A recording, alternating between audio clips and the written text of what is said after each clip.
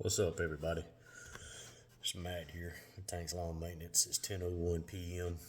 Monday evening, April 22nd, 2024, with year of our Lord. Just wanted to hop on here real quick, holler at y'all for a minute. I got two things I want to talk about, really. One is, do y'all treat your equipment well? It's kind of odd saying that, I mean, I know you take care of your equipment, you keep your stuff maintained, but I'm asking that because I was riding through the next neighborhood over. I was riding through there earlier today, coming back home, and there was a company cutting grass over there. Was a crew. I don't know if the owner was on that crew or what, but there was a crew out there, and there was a guy in the backyard on a mower and a guy in the front yard on a mower, and there was also another guy in the front yard. He was edging the sidewalk and driveway, and when he got done, he just tossed that edger in the back of a truck. It's a steel edger, straight shaft edger, and just threw it in the back of the truck like it was a empty Coke bottle or something. And when I say throw, I mean he literally tossed it in the back of the truck, and I was like, man, you talking about a $450, $500 piece of equipment you just throwing around like it ain't nothing. And then when you look on the trailer, had an open trailer with Green Touch racks on there. I'm like, man, I get, if you got a property right down the street, not throwing your stuff in the rack like it's supposed to be, but I just can't see putting $300 racks on a trailer if they're not going to be used, for one, and for two, man, I don't know how I would react if I witnessed an employee throwing a $500 piece of equipment around like that. And me personally, I like to try to get 3 years out of my equipment, and I know sometimes it don't always happen that way, but I'd like to try to get a minimum of 3 years out of my equipment. I feel like if I get 3 years out of my equipment, then it has served me well. But I'd like to get more than that. But the reality is, things just ain't made the way they used to be. And I know I'm catching hell with all this steel equipment right now, but I was just thinking, like, man, I'd probably lose my mind if I witnessed an employee throw a $500 tool in the back of a truck like it was a piece of trash. But what do y'all do about stuff like that? Do y'all just throw your stuff around like that, or do you have employees that do that, or have you ever saw an employee do that? And if you did, what was your reaction? Did you tell them, like, hey, don't do that? But what would you do if they tore it up? What would your reaction be? Would you fire them? Would you doctor pay? Would you write them up? Would you cuss them out? What would you do? I mean, I don't know. I'm just curious, man. I'm a stickler about stuff like that. I guess I was raised different, and didn't have a whole lot of things growing up, and money was not something that we had a lot of when I was growing up. And I was also taught, as an employee, take care of the stuff that is making you your money, whether it belongs to you or belongs to your employer. Take care of it because you need it.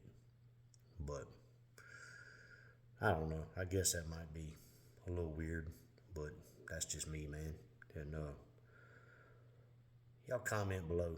Let me know how y'all are about stuff like that. And also, what time do y'all wake up and get started in the mornings? Just curious, man, because I've been getting up ever since I started full time. I've been getting up at 6, between 6 and 7, and really trying to leave my house by 7:45 and being on my first property around 8 o'clock. I'd like to be on my first property at 8, but something just hasn't been happening. And now, granted, I don't have enough properties right now that every single second counts, but I've got to get myself back into a sleep pattern. And I had a crazy sleep schedule when I was working a full-time job, man. I was waking up at 2 in the morning and gone by 2:30, and I was at work by 3. But now that I'm working for myself, I'm getting up somewhere between 6 and 7, and there's been times I didn't leave the house till after 8, and I'd like to be on my first property by 8. But just curious, man, what time do y'all wake up in the morning and get started? That's really... Sorry, guys, I'm tired, man. I'm sleepy. I haven't been sleeping good the past few nights. I don't know why. I know why. I know why. But that's my own fault.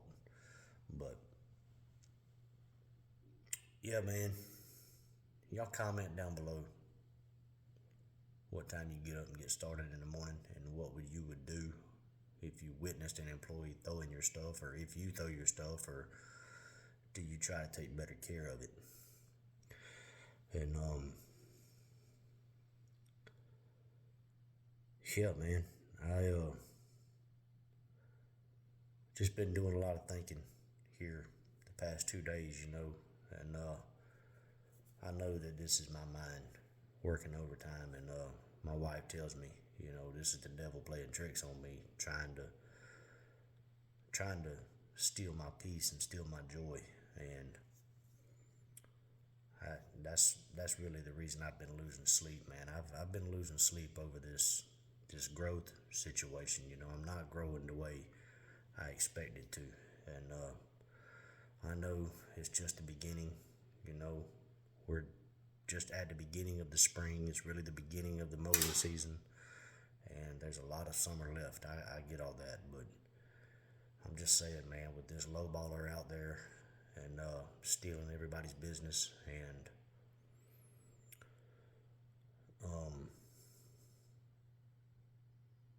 not picking up the properties that I have, man, I'm really, really, really scared that I'm gonna have to go back to work for another man, and that's just not what I want to do. And I created my business with the intentions of going to work for myself and to experience freedom and have freedom. Not necessarily financial freedom. I mean, that would be nice too, but just freedom in general. Just want to be my own boss, and I am responsible, and I know there's things that have to be done, and you still got to go to work, but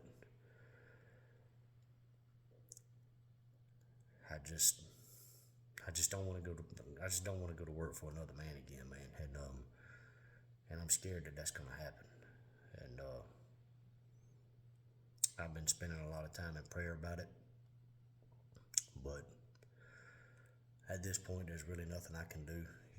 I've already pulled the trigger, and all I can do is be aggressive and go after it, and keep trying.